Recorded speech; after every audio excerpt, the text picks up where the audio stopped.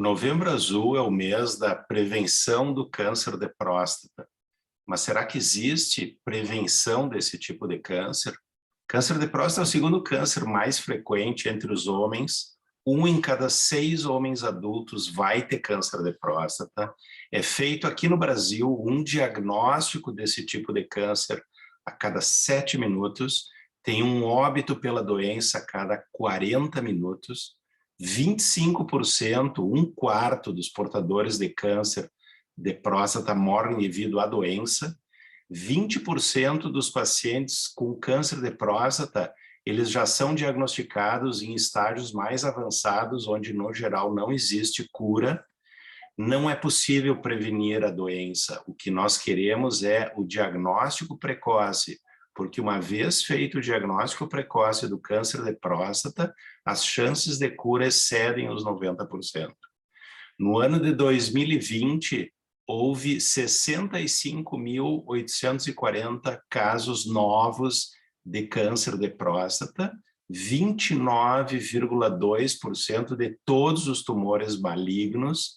Aqui na região sul, Rio Grande do Sul, Santa Catarina e Paraná, foram 9.000 casos, representando 22% do total dos tumores malignos, e só no Rio Grande do Sul foram quase 4.000 novos casos no ano passado, o que representa 71 casos para cada 100.000 homens adultos. Quais são os fatores de risco para o câncer de próstata? O envelhecimento por si só, a partir dos 40 anos aumenta a incidência. A história familiar, o risco pode ser de 2 a 6 vezes maior, dependendo da quantidade de familiares e da idade do diagnóstico. A dieta é um fator de risco. Os países que têm uma dieta rica em gordura animal têm mais câncer de próstata do que aquelas populações onde a dieta é rica em fruta, verdura, legume, grãos e cereais. E entre os obesos existe um risco de 4 vezes maior de ter câncer, e quando tem câncer, o câncer é mais agressivo e a mortalidade é maior. Como é que se faz diagnóstico de câncer de próstata?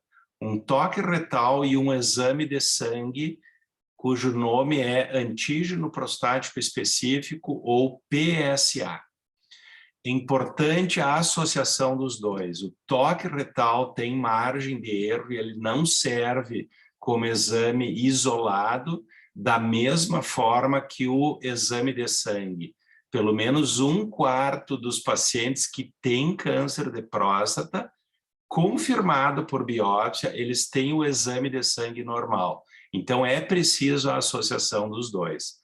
A ecografia transretal, que é pedida muitas vezes por não urologistas, ela só tem um papel, que é dirigir a agulha no momento de uma biópsia de próstata.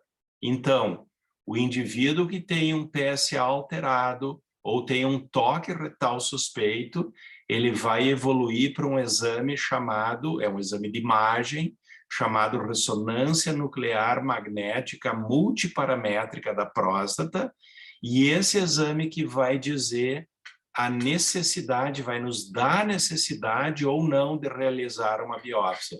Se o exame for anormal e sugestivo de tumor, o indivíduo vai então ser submetido a uma biópsia de próstata. Os tumores localizados, eles podem eventualmente, nos casos mais benignos, vamos dizer assim, ficar em vigilância ativa, isso é, em simples observação, ou eles podem partir para um tratamento curativo, que é a prostatectomia radical, com a remoção em bloco da próstata, ou serem submetidos a uma radioterapia externa, ou mesmo uma braquiterapia. E aqueles tumores disseminados, eles não são mais curáveis, eles vão ser submetidos a tratamento paliativo, onde entra hormônio, com orquiectomia ou mesmo com medicamentos, muitas vezes com quimioterápicos, radiofármacos, mas muitas vezes são associações de alternativas. O que a gente pode fazer em termos de prevenção? Existem fatores não modificáveis, como idade, etnia ou mesmo a história familiar, mas existem os modificáveis, como dieta e o estilo de vida. Ser saudável, ter uma vida saudável é uma forma de prevenção do câncer de próstata. O que a Sociedade Brasileira de Urologia recomenda para se fazer a detecção precoce? E de homens que não têm nenhum antecedente familiar e não são da raça negra, aos 50 anos começam o rastreamento.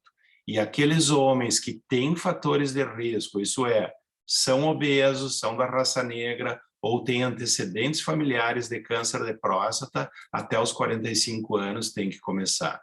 A nível de saúde pública, a população indicada, então, observando essa faixa etária, vai numa unidade básica de saúde para buscar o diagnóstico precoce, através de um toque retal e um exame de laboratório, PSA. A partir daí, ele vai para unidades de referência, fazer a confirmação diagnóstica, se houver a suspeita, que é a biópsia, e depois, então, é encaminhado para o tratamento.